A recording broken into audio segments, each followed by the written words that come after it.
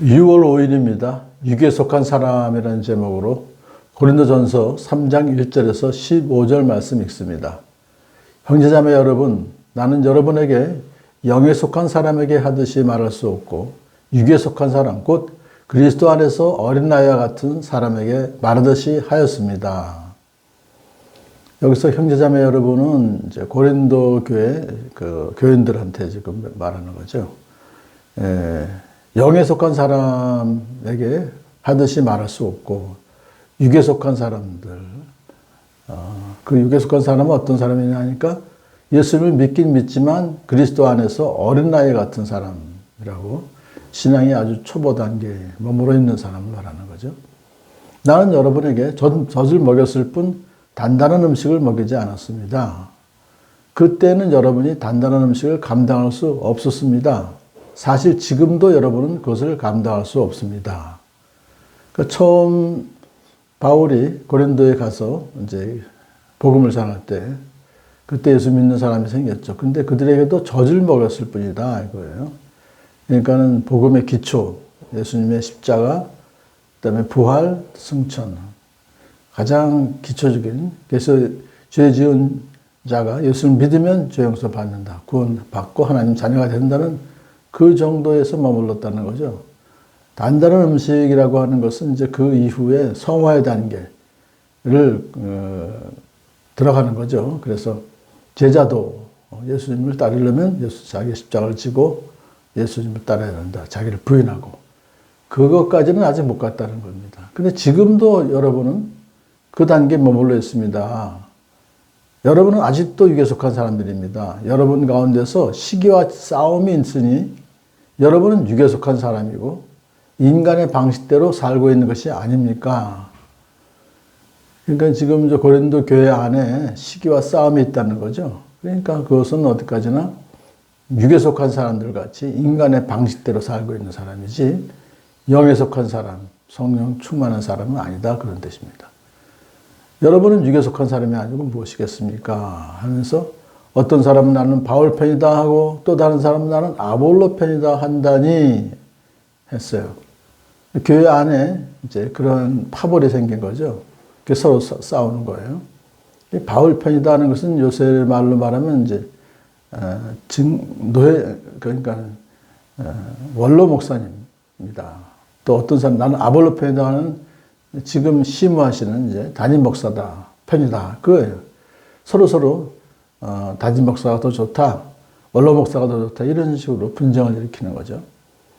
그렇다면 아볼로는 무엇이고 바울은 무엇입니까? 아볼로와 나는 여러분을 믿게 한 일꾼들이며 주님께서 우리에게 각각 맡겨주신 대로 일하였을 뿐입니다. 그러니까 바울은 교회를 개척한 사람이고, 그 다음에 이제 에베소로 떠났잖아요. 그 후에 아볼로가 와가지고 고린도 교회를 양육을 했어요. 그러니까 둘 다가 다 일꾼들이다. 하나님의 일꾼들이다. 하나님 우리에게 각각 맡겨주신 직분대로 일하였을 뿐입니다. 나는 심고 아볼로는 벌을 주었습니다. 그러나 하나님께서 자라게 하셨습니다.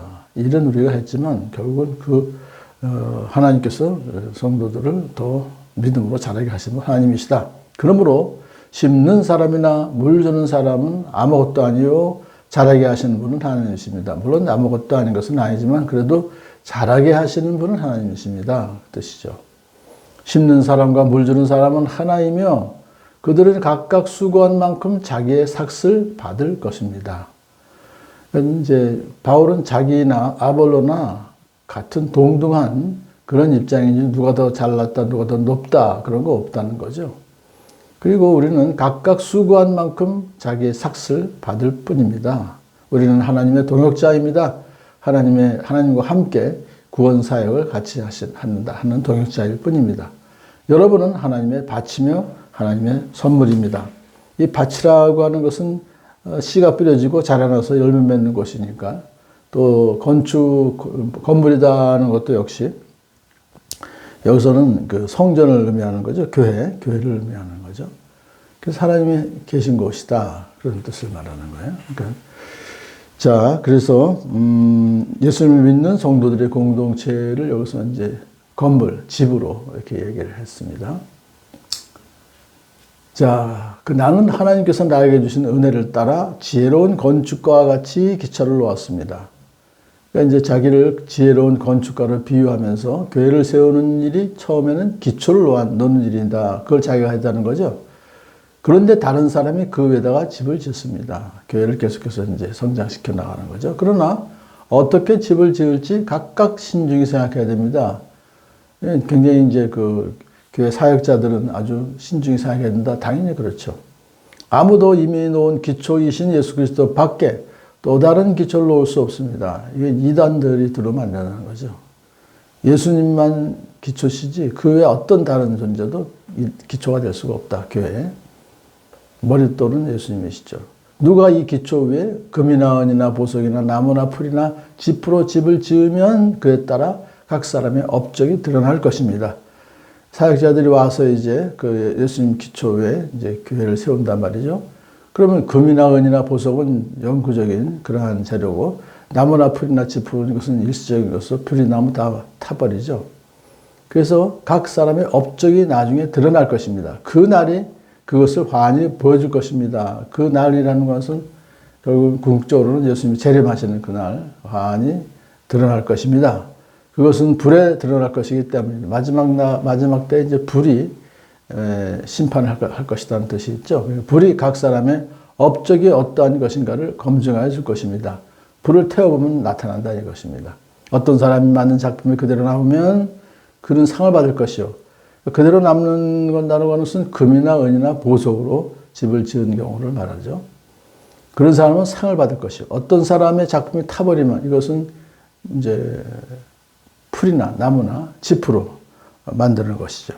그런 사람은 결국은 그는 손해를 볼 것입니다. 그러나 그 사람은 구원을 받을 것이지만 불속을 헤치고 나오듯 할 것입니다.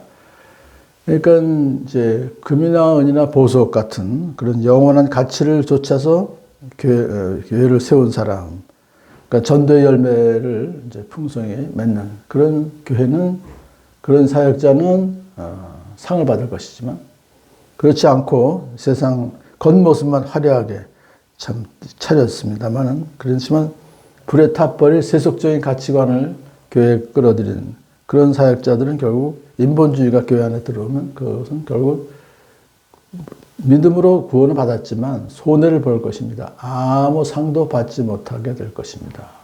그 사람은 구원을 받을 것이지만 불속을 헤치고 나오듯 할 것입니다. 부끄러운 구원을 받게 될 것입니다.